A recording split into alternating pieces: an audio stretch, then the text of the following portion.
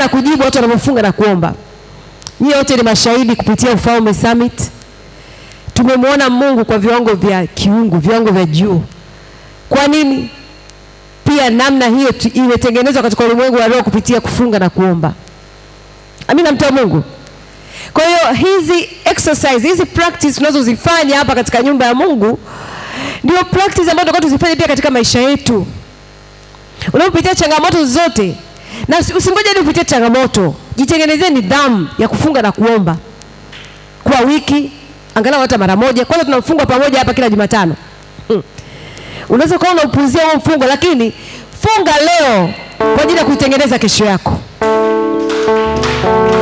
Kuna vitu unaomba leo, Biblia inasema maombi huwa ni akiba. Kuna vitu unaomba leo, unaweza kuona kama hivi, mbona kama sina hitaji lolote, mbona kama sina changamoto yote, mbona kama sina wewe omba, na kama wewe huna, waombee wenye changamoto. Simama kwa ajili ya wenye changamoto wengine.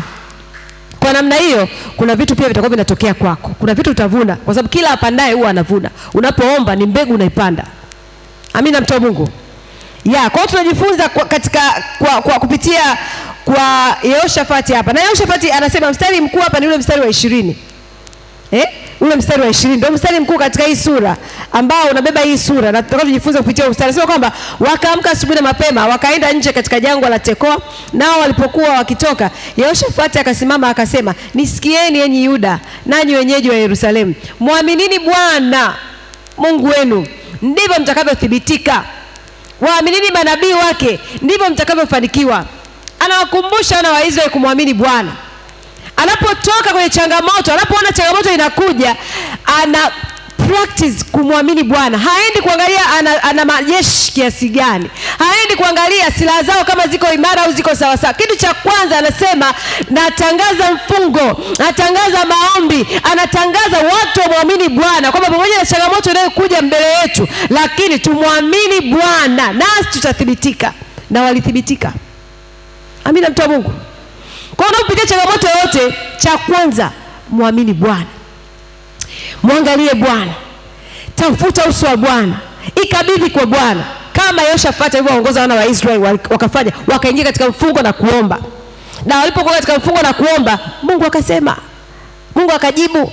Unapokuwa mbele za Mungu, Mungu anafanya. Mungu anasema, Mungu anajibu. Jambo lilokuwa mbele yetu la maandalizi ya Ufalme Summit halikuwa rahisi, lakini kwa Mungu kila kitu kinawezekana. Tulipokuwa tunaendelea kukaa mbele za Mungu, tulikuwa tunaona kabisa kwamba bajeti zetu tumezipanga ni milioni 10 na ngapi huko, lakini kinachokuja kiko chini. Lakini kwa kukaa mbele za Mungu, tulikuwa tukitamka kila siku, tukitamka kwamba Mungu wewe utafanya, hakutakuwa na upungufu wowote, kila kitu kitakamilika, kila kitu kitafanyika. Tunakaa namna tulipokuwa tunaendelea kukaa mbele za Mungu, ndivyo ambavyo tulikuwa tunajijengea ujasiri, ndivyo ambavyo tulikuwa tunaendelea kujijengea kumwamini Mungu, kwa sababu tulikuwa tunatamka neno lake na tulikuwa tunaendelea kuliamini neno lake. Na ndivyo ilivyokuwa. Ndivyo itakapokuwa katika maisha yetu. Namna unavyoendelea kukaa katika Mungu, unavyoendelea katika maombi, katika kufunga, katika neno, kuzikiri zile ahadi za Mungu, na kuambia hakuna jambo gumu kwa Mungu.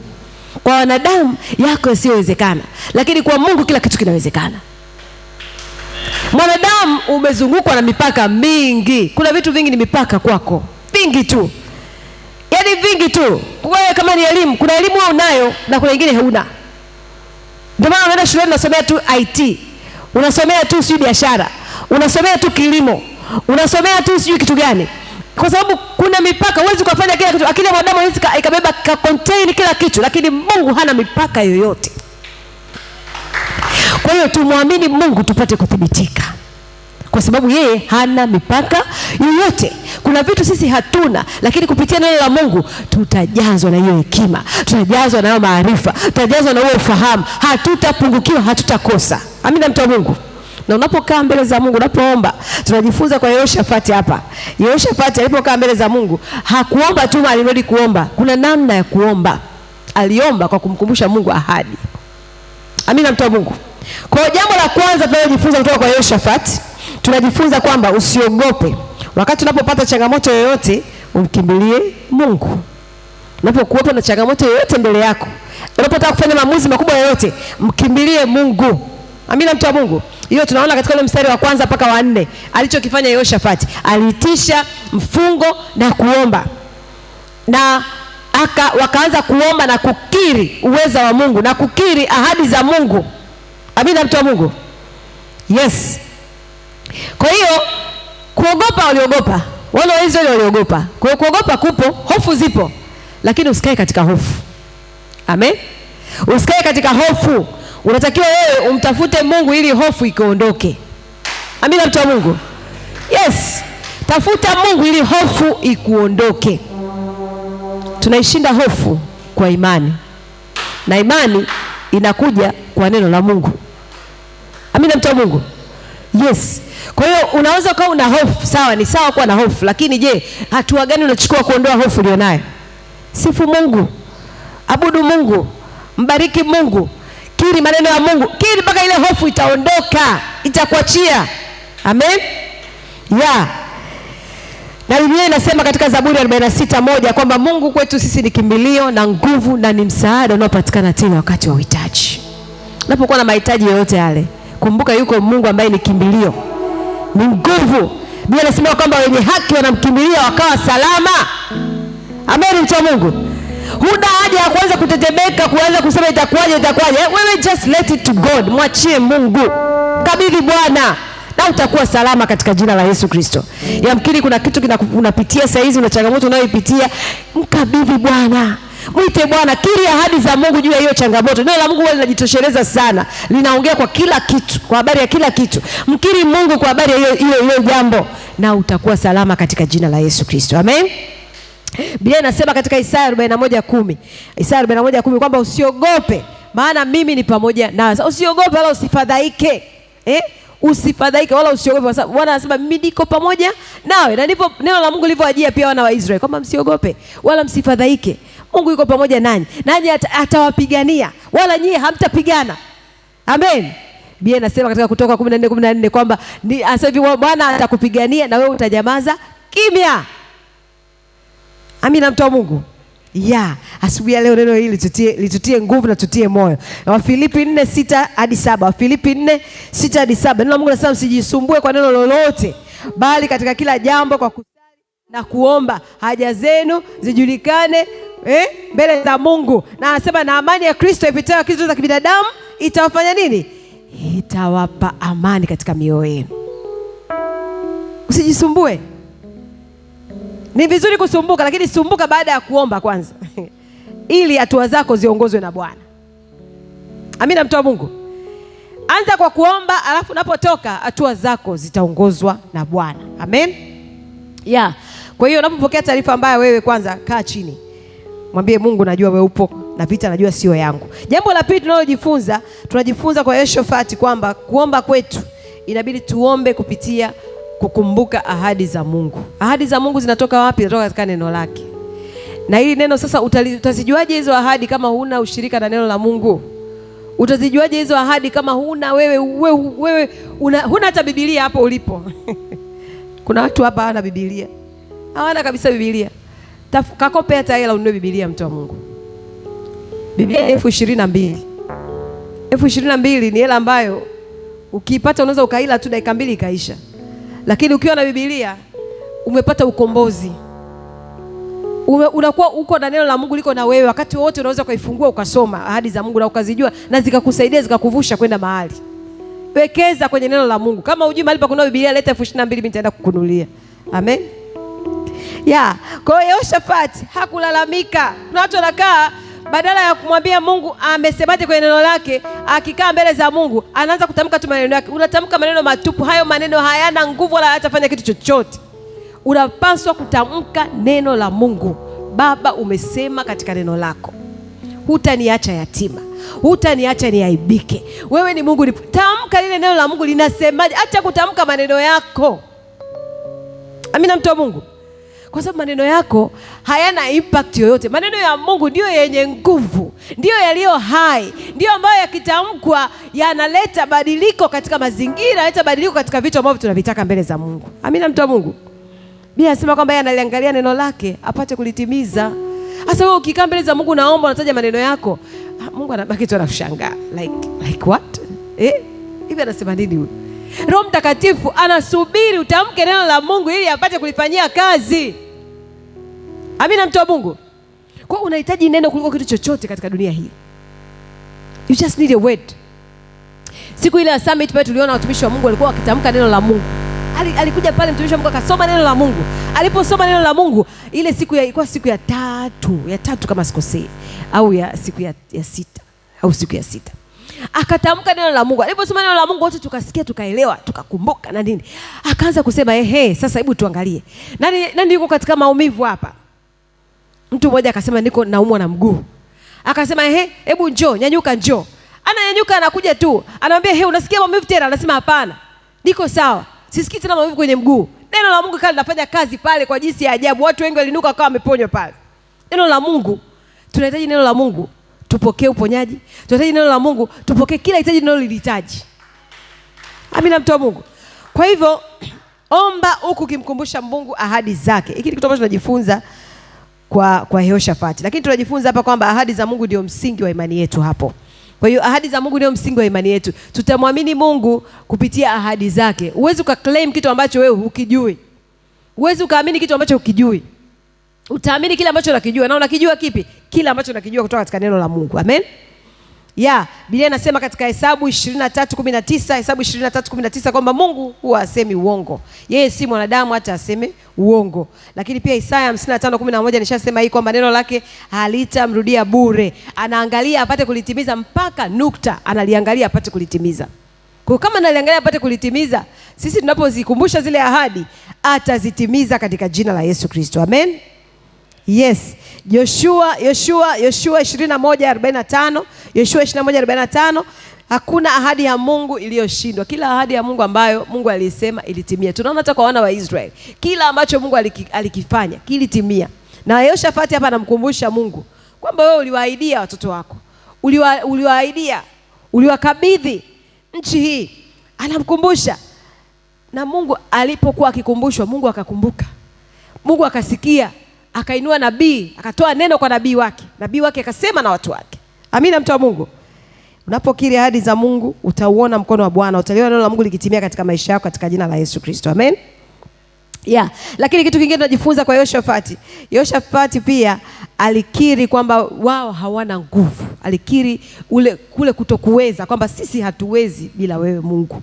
Kwa Mungu pia huwa anavutwa na unyenyekevu. Anavutwa na ule moyo ambao unanyenyekea na kuonyesha kwamba mimi siwezi bila Mungu. Amen. Kwa hiyo Yehoshafati akakiri kwamba hana uwezo na Mungu akaonekana. Tunaona hiyo katika ule mstari wa 12. Yehoshafati akasema, Mungu wetu, je, hutawahukumu? Maana sisi hatuna uwezo juu ya jamii kubwa hii wanaotujia juu yetu, wala hatujui tufanyeje, lakini macho yetu yatazama kwako. Asubuhi ya leo, changamoto yote ulionayo, mwambie Bwana, mimi siwezi. Mwambie Mungu, mimi sina hata rasilimali ambazo zinatosheleza kukava hili jambo, lakini macho yangu yanakutazama wewe, na utauona mkono wa Mungu katika jina la Yesu. Amen. Na tunaona kabisa kwamba Mungu akawasaidia. Kwa hiyo tunajifunza hapa kwamba Mungu huwa anawasaidia wanaokiri kwamba wanamhitaji. Ukionyesha una nguvu zako mwenyewe, Roho Mtakatifu huwa ndo anatekeleza neno la Mungu. Kwa anapoona wewe unakazana na efforts zako na bidii yako bila kumkiri Mungu, Roho Mtakatifu huwa ni gentle, huwa ni mpole, anakaa pembeni, anakuacha ukazane kwa nguvu zako. Pale utakapoona bidii zako na akili yako imeishia, hapo ndipo ambapo Roho Mtakatifu sasa ataanza kufanya kazi. Kwa wakati wote, hebu leverage, jifunze kuchukua, jifunze kuchukua advantage, faida ya neno la Mungu na kulitumia katika maisha ya kila siku. Amina. Tumepewa ili tuishi nalo. Biblia inasema hili ndilo lililotuzaa. Hatukuzaliwa kwa mbegu inayoharibika. Tumezaliwa kwa mbegu ya neno la Mungu, ambapo Biblia inasema kwamba kila kitu kitapita, lakini neno lake litasimama. Amen. Hizo nguvu ulizonazo, maarifa ulionayo, kila kitu kitapita, lakini neno lake litasimama. Kwa hiyo tunapoishi, tutake advantage wa kulitaja hilo kila wakati, kulitamka hilo kila wakati, kulitumia katika mazingira yetu na katika maisha yetu. Sio dhambi kulitumia neno la Mungu, ni imani kulitumia neno la Mungu. Maana inakuwa kama vile Wakristo tunaona kama neno la Mungu litumia labda, yani kulitumia kama vile unaona kama unalimisiuzi. Hapana. Hiyo inaonyesha kwamba unamwamini Mungu.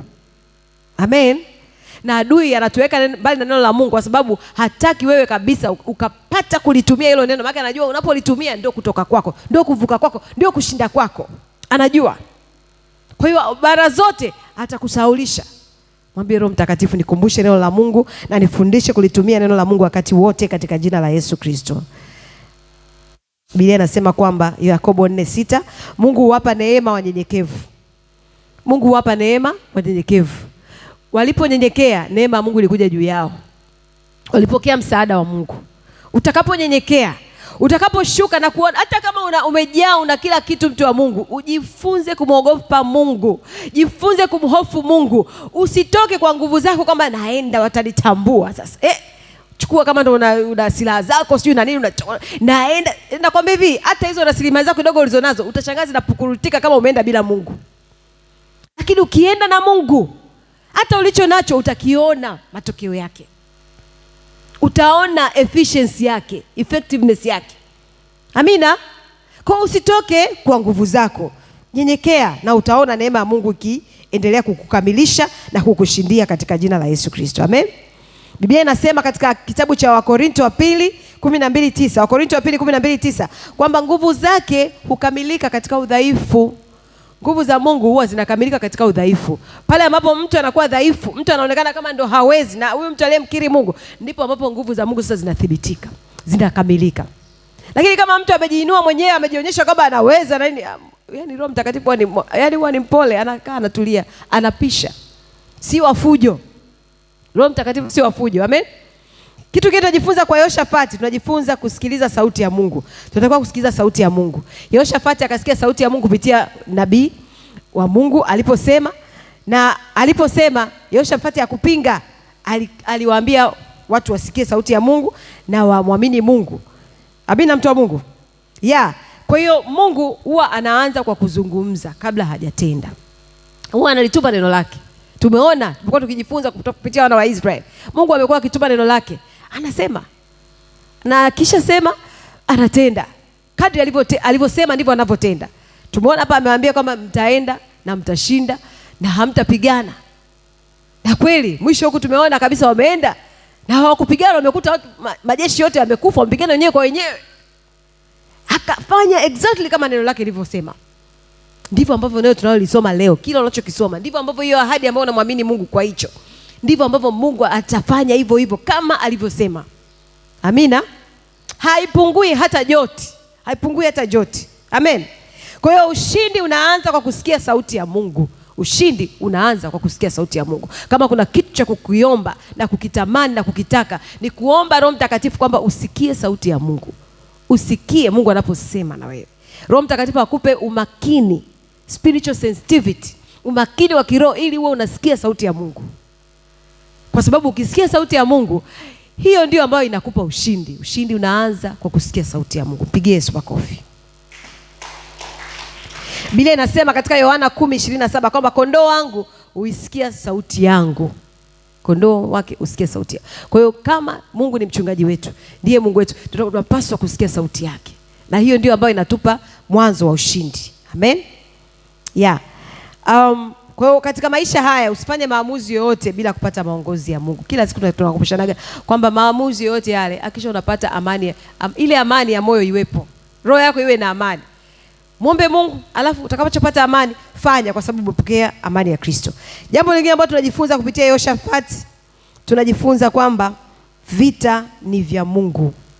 Amen. Vita ni vya nani jamani? Vita ni vya Mungu. Mstari ule wa 15 na wa 17. Mstari wa 15 na wa 17. Akasema, sikieni Yuda yote, nanyi mkao Yerusalemu, na wewe mfalme Yehoshafati, Bwana awaambia hivi, msiogope. Huyu ni Mungu anasema kupitia nabii wake.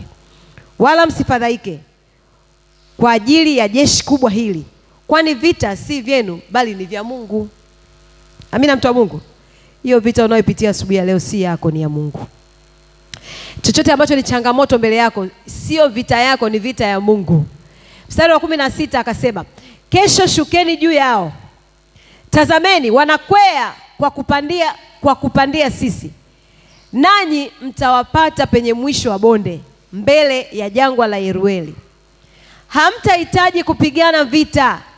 Jipangeni, simameni, mkauone wokovu wa Bwana ulio pamoja nanyi, enyi Yuda na Yerusalemu. Msiogope wala msifadhaike. Kesho tokeni juu yao, kwa kuwa Bwana yu pamoja nanyi. Amen. Sema amen. Bwana yu pamoja nawe, usiogope. Vita si yako, ni ya Bwana. Na Biblia inasema kwamba hautaipigana wewe, hiyo vita ni ya Bwana, ataipigana yeye. Ni jambo gani la kusumbua asubuhi ya leo? Ni watoto, ni familia. Sasa hizi shule zimefunguliwa, ni ada, ni nini? Usiogope, usifadhaike. Vita ni ya Bwana. Amen. Mkabidhi yeye, atakuonyesha namna, atakupa njia. Amina, mtu wa Mungu. Yes, hautapungukiwa. Atakupa namna kwa kadiri ya utukufu wa utajiri wake. Pigie Yesu makofi. Kwa hiyo kuna mapambano ambayo Mungu anataka ayapigane mwenyewe, sio wewe. Atapigana kwa ajili yako. Wewe ni mwana wake, wewe ni mtoto. Hivi wewe ukiwa kama baba au mama wa mtoto wako, ukaona mtoto wako ana changamoto iko mbele yake kubwa, ambayo ni hatari mbele yake, utamwacha apigane mwenyewe? Si utakimbia kwenda kumwepusha? Kama ni jambo, kama ni ukuta unataka kuongoa, si utaenda kumwokoa? Ndipo ambapo Mungu anatupigania. Amen, mtu wa Mungu. Yes, tumtegemee yeye, tumtumainie yeye. Atapigana kwa ajili yetu katika jina la Yesu Kristo. Amen. Tusicomplicate. Shida ni kwamba tunachukulia maneno ya Mungu kama jiwe gumu. Ili neno Mungu katuletea ili aweze kuhusiana nasi.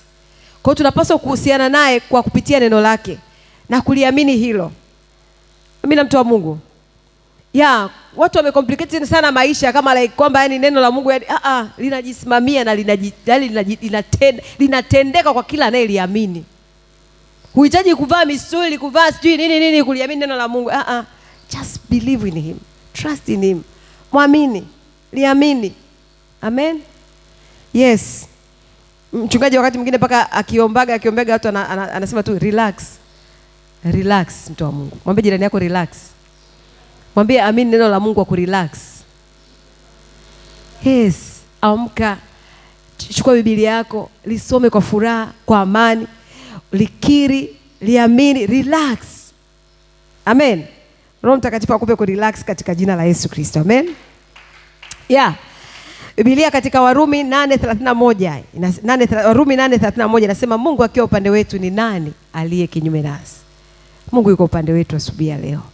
Hakuna kitu chochote ambacho kinaweza kuwa kinyume na wewe. Kinaweza kuwa kinyume na wewe, lakini vita ni ya Bwana. Hakitaweza kushinda. Wewe utashinda na zaidi ya kushinda.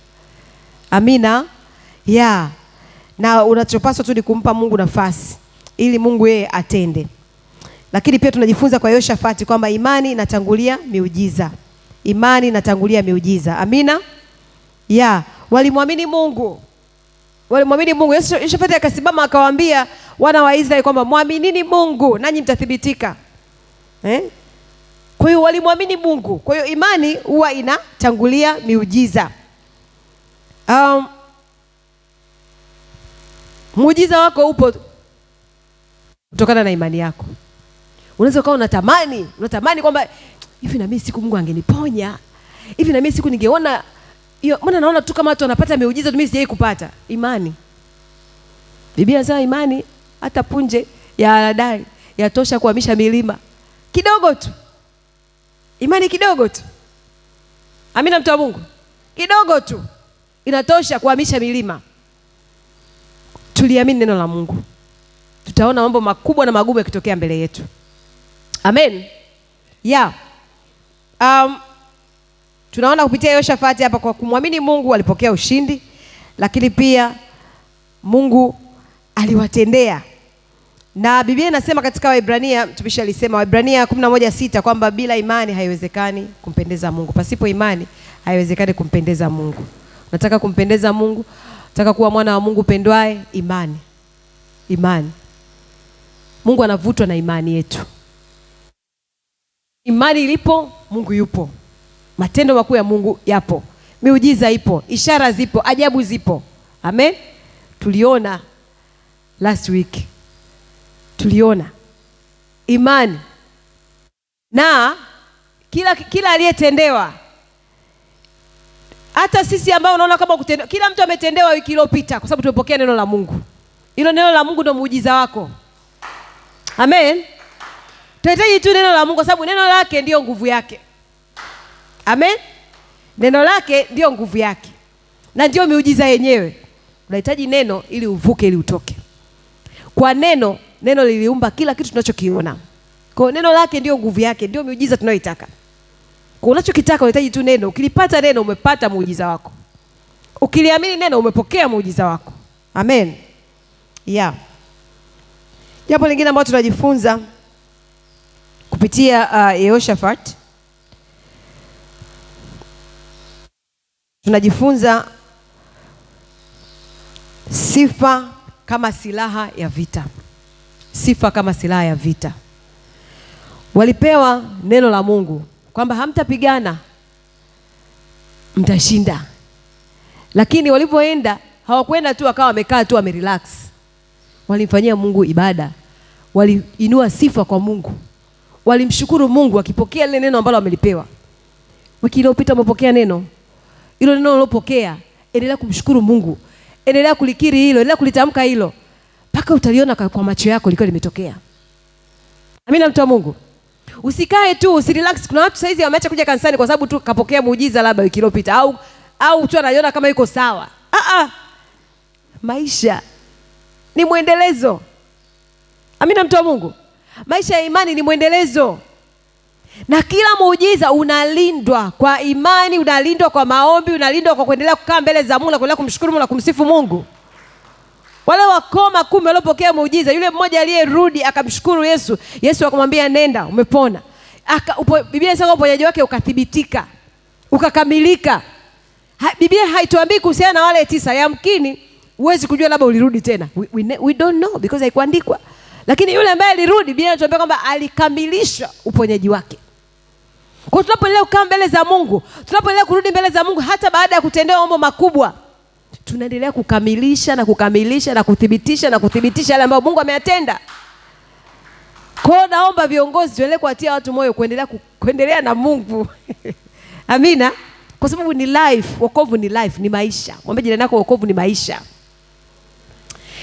Wokovu ni maisha. Hakuna likizo. Eti kwa watu wanasema nichukue likizo sasa. Tumeomba sana wakati wa summit. Nichukue likizo sasa ya kutokuomba. Mtu wa Mungu. Muogope Mungu. Mwambie jirani yako muogope Mungu. Ni maisha. Amen. Usimpe adui mlango. Usifungulie adui mlango. Kwa sababu adui pia huwa, Biblia inasema kwamba mapepo yanapomtoka mtu huwa yanazunguka. Yanazunguka. Yanatafuta mahali ambako kuko wazi, yaende akaingie. Sasa wewe usije ukawa mlango. Haitakuwa hivyo kwako katika jina la Yesu Kristo. Amen. Biblia inasema kwamba katika ule mstari wa 21 na 22 walianza kuimba na kumsifu Mungu. Na walipoanza kuimba na kusifu Mungu, nini kilitokea? Maadui wakaanza kushambuliana wenyewe kwa wenyewe. Adui wakaanza kushambuliana wenyewe wakaanza kupigana wenyewe kwa wenyewe. Vita si yako, vita ni ya Bwana. Sisi kazi yetu tu, Mungu anasema tumwamini, tumsifu, tumwabudu, tuendelee kukaa mbele zake. Walipoendelea kusifu, kushukuru Mungu, maadui kule wanapigana wenyewe. Wewe unapoendelea kukaa hapa mbele za Mungu, hata ile miujiza ambayo hujaiona inaendelea kutokea huko. Inaendelea kutokea. Baraka za Mungu ziko kwa ajili yako na utaziona katika jina la Yesu Kristo. Amen. Kwa hiyo tumejifunza hapa kwamba sifa zinamleta Mungu katika vita yetu. Sifa zinamleta Mungu katika vita yetu. Una changamoto yote, unapitia chochote kile, muinulie Mungu sifa. Na sifa hiyo itamleta Mungu. Lakini pia watu wanapomwabudu Mungu kwa imani, sifa zinamleta Mungu. Biblia inasema katika Zaburi 22:3 kwamba Mungu huwa anakaa katika sifa za watu wake. Mungu huwa anakaa katika sifa za watu wake. Sasa Mungu akikaa katikati yetu, mtu wa Mungu, it's so good. Ni nzuri sana Mungu akikaa katikati yetu. Maana kila kitu kitatendeka kwa wema kwa ajili yetu. Amen. Lakini tunajifunza kupitia kitabu cha Matendo ya Mitume 16, utaenda kusoma hii Matendo ya Mitume 16, uisome yote. Mstari wa 25 na 26 pale tunaona Paulo na Sila walipokuwa gerezani walisifu Mungu. Na Biblia inaonyesha kama baada ya kusifu Mungu milango ya gereza ilifunguka. Yamkini kuna vifungo unahisi kwamba ili jambo mbona haliniachii? Mbona hichi kitu mbona kama nimefungwa ili eneo? Mbona ili eneo kama sina uhuru katika ili eneo? Unahitaji kumsifu Mungu. Unahitaji kuinua sifa kwa Mungu, sifa za juu kwa Mungu ili hilo eneo ufunguke. Kuna malango, kuna mageti huwa hayafunguki isipokuwa kuwa na sifa kuu kwa Mungu. Uwe na moyo wa sifa na shukrani.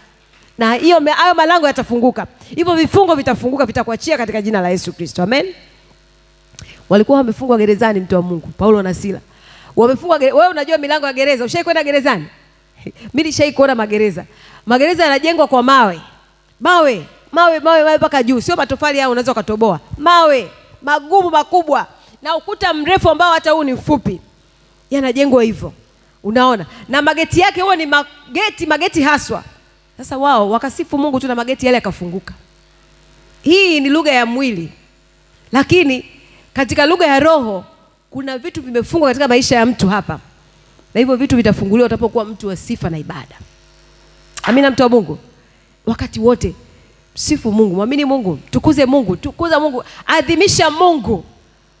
Kana kwamba hiyo changamoto haipo. Muadhimishe Mungu juu ya hiyo changamoto na hivyo vifungo vitafunguka katika jina la Yesu Kristo wa Nazareti aliye hai. Pigie Yesu makofi kama unapiga makofi. Amen. Kwa sababu ya muda simama pale ulipo. Hii sura inatufundisha mambo mengi sana lakini naona muda umeenda. Beyond na vitu vingi nimeacha hapa. Lakini tunaona pale mwisho walipata baraka kupitia nyara zile ambazo walizikuta. Walipowakuta wale majeshi yameanguka wakakuta nyara nyingi, baraka nyingi. Unapopokea ushindi wako na baraka zako pia zipo, na hizo baraka utaziona katika maisha yako. Amen. Nenda mbele za Mungu, mshukuru Mungu kwa ajili ya hili neno. Haleluya. Sema Baba, katika jina la Yesu na kushukuru kwa ajili ya neno lako. Roho Mtakatifu, asante. Katika jina la Yesu Kristo naomba neema yako Roho Mtakatifu. Napopitia changamoto nijue kumtafuta Mungu, nijue kumwamini Mungu katika jina la Yesu Kristo. Roho Mtakatifu naomba neema yako kumtegemea Mungu katika jina la Yesu Kristo. Nipokee maongozi yako. Roho Mtakatifu nisaidie katika imani yangu, nimwamini Mungu, maana pasipo imani haiwezekani kumpendeza Mungu. Katika jina la Yesu Kristo, Roho Mtakatifu nisaidie katika vita yote, nijue kukusifu, ndipo nitakapopokea kufunguliwa kwangu. Katika jina la Yesu Kristo, Roho Mtakatifu nisaidie kuzitambua baraka za kiungu na namna ya kuzitunza. Katika jina la Yesu Kristo, asante Roho Mtakatifu. Pigie Yesu makofi anapokuja kiongozi wa ibada. Pigie Yesu makofi anapokuja kiongozi wa ibada. Pigie Yesu makofi tena kwa neno lake.